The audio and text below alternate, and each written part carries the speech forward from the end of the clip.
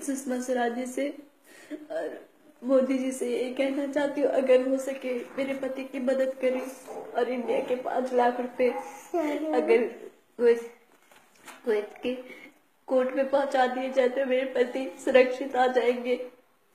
आप लोग मेरी मदद करिए। मैं आप लोगों से हाथ जोड़ के निवेदन करती हूँ, मेरी मदद करिए आप लोग। मेरे पति को सुरक्षित ले आइए, मेरी मदद करिए आप लोग। मैं आप लोगों से हाथ जोड़ के निवेदन करती हूँ, सुषमा जी से, भारत के सभी नेताओं से, सबसे निवेदन करती हूँ कि मेरे पति को वापस ले आए। मेरी छोटी सी बच्ची है, उसको उसके पिता से मिला दे आप लोग। मेरा नाम ममता है। मैं उत्तर प्रदेश उन्नाव जिले की रहने वाली हूँ। मेरे पति पवन कुमार 3 साल से कुवैत में फंसे हुए हैं।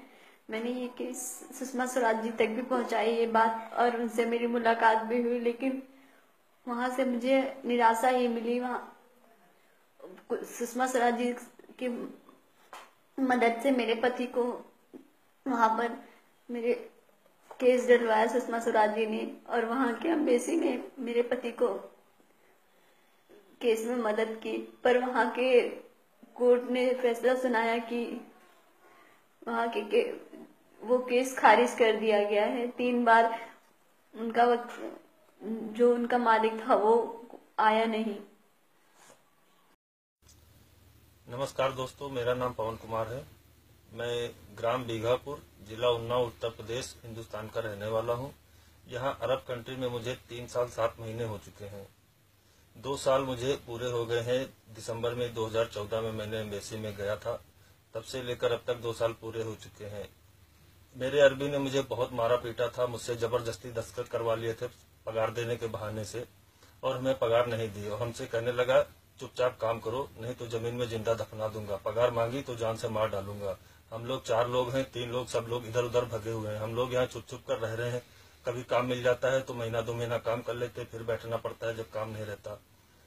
मैंने मीडिया में, सोशल मीडिया में, मेरी पत्नी ने जो है गांव से काफी लोगों से संपर्क किया। इसके बाद जो है मीडिया, सोशल मीडिया का जो हमें मतलब सहारा मिला, उसके बाद सुषमा जी तक हमारी बात पहुंची। सुषमा जी ने हमको ट्विटर पे मैसेज दिया कि आपके ऊपर क्रिमिनल केस है। उनको एम्बेसी वालों ने बता दिया, जैसा उन्होंने हमें क्रिमिनल साबित कर दिया कि हम क्रिमिनल हो गए। यहाँ हमने कौन सा यहाँ जुर्म किया? कोई भी मैंने जुर्म नहीं किया है। सुषमा स्वराज जी के कहने पर मुझे यहाँ एम्बेसी ने वकील करवाया था। वकील कराए हुए मुझे 6 महीने हो गए। अब 6 महीने बाद वकील साहब कह रहे हैं कोर्ट से केस खारिज हो गया है, नए सिरे से केस चालू करना पड़ेगा। अरबी नहीं मान रहा है, अरबी को पेपर भेजा जाता है, अरबी कोर्ट में नहीं आता है। इसमें मैं क्या करूं? मेरी तो कुछ समझ में नहीं आ रहा है। अभी 2 साल पूरे हो गए, 2 साल से मैं रास्ता देख रहा हूं। अरबी कहता है कि पासपोर्ट दूंगा नहीं मैं, जब पवन को इंडिया नहीं जाने दूंगा, चाहे ये यहाँ मर जाए।